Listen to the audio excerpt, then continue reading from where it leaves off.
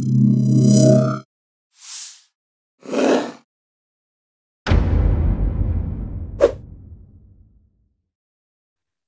baik Bapak dan Ibu, kita sudah lanjut ke contoh alur proyeknya Bapak dan Ibu.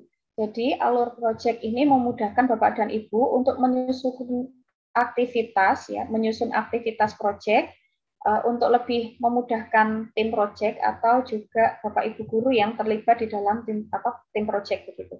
Nah, ini contoh satu Bapak dan Ibu. Jadi alternatif yang bisa Bapak Ibu pilih nanti di dalam memilih contoh alur proyek, ya, yang pertama ini di sini ada aktivitas pengenalan. Jadi aktivitas pengenalan di sini apa sih sebenarnya? Aktivitas pengenalan di sini adalah mengenali dan membangun kesadaran peserta didik terhadap tema yang sedang dipelajari, begitu. Ya, jadi bagaimana di tahap pengenalan ini bisa dideskripsikan kira-kira kegiatan apa saja yang termasuk dalam kegiatan pengenalan, atau bisa membangun kesadaran peserta didik terhadap tema yang akan dipelajari. Nah, ini aktivitas yang pertama adalah pengenalan. Kemudian yang kedua adalah kontekstualisasi. Nah, apa sih kontekstualisasi? Jadi di dalam kegiatan kontekstualisasi di sini bisa menggali permasalahan di lingkungan sekitar yang terkait dengan topik pembahasan Bapak dan Ibu. Jadi disesuaikan dengan temanya yang akan dikaji atau topik pembahasannya gitu. Kemudian setelah kontekstualisasi, nah aktivitas selanjutnya ini bisa kita pilih aksi Bapak dan Ibu.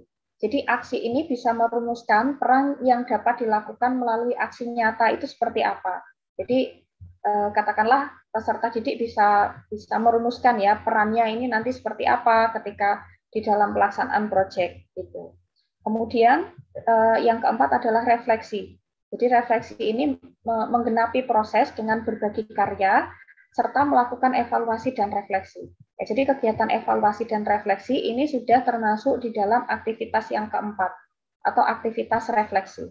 Kemudian yang kelima adalah tindak lanjut Bapak dan Ibu, di mana tindak lanjut ini merupakan aktivitas untuk menggenapi proses dengan berbagi karya serta melakukan evaluasi dan refleksi.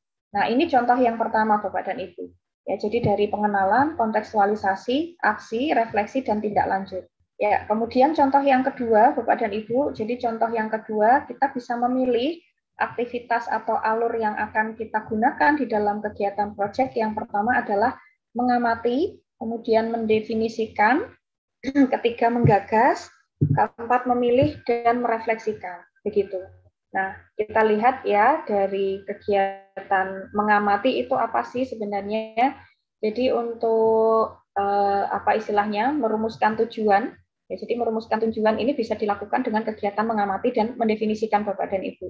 Nah, mengamati ini berarti mempersiapkan observasi, mengenal dan mendekati persoalan yang akan dikaji di dalam kegiatan proyek dan juga mencari inspirasi gitu. Kemudian yang kedua dari kegiatan merumuskan tujuan adalah mendefinisikan. Ya, jadi mendefinisikan ini kan bisa apa ya istilahnya, bisa lebih mengeksplor ya kira-kira oh ini ternyata yang hendak dicapai gitu ya dari kegiatan proyek yang akan dilaksanakan. Nah, untuk kegiatan mendefinisikan ini bisa di breakdown lagi. Jadi bisa mendefinisikan tujuan dari temuan atau membuat kerangka konteks. Nah, kemudian setelah merumuskan tujuan, yang kedua adalah tindak lanjut Bapak dan Ibu. Ya, jadi untuk tindak lanjut ini ada kegiatan menggagas, memilih, dan merefleksikan. Jadi untuk kegiatan menggagas itu sebenarnya bisa dilakukan dengan cara bagaimana aku bisa menjadi bagian dari solusi gitu. Nah, ini bisa melontarkan dan mengembangkan gagasan tentunya dan membuat alternatif solusi. Karena di dalam aktivitas menggagas, ini bagaimana peserta didik bisa menjadi bagian dari sebuah solusi yang akan dilakukan. Kemudian untuk kegiatan memilih, ya, jadi bagaimana aku bisa mewujudkan tujuan yang sudah dipilih tentunya ya.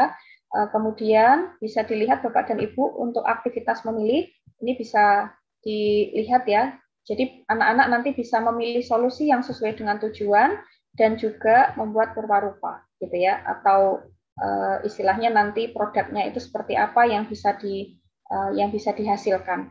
Kemudian merefleksikan. Nah, ini bagaimana supaya ide ini menjadi lebih baik, ya, menjadi lebih baik. Yang pertama, bisa membagi pengetahuan, kemudian meminta masukan dan mengembangkan ide lebih lanjut dari masukan tersebut.